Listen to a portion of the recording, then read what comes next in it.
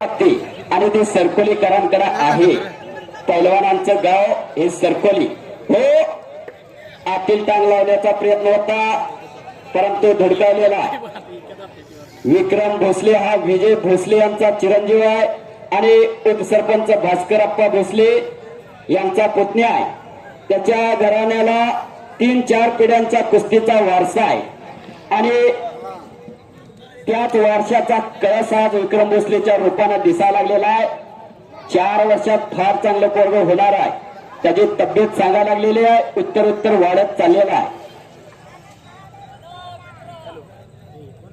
प्रशांत भोसले यांच्याकडून विक्रमनं कुस्ती केल्यास 1000 रुपये बक्षीस आलेला आहे. गव्हर्नमेंट कॉन्ट्रॅक्टर विक्रम भोसले आणि कुस्ती चालू आहे. सरपंच म्हणून गावातील मान्यवर फिरतायत. युट्यूबवर लाईव्ह कुस्ती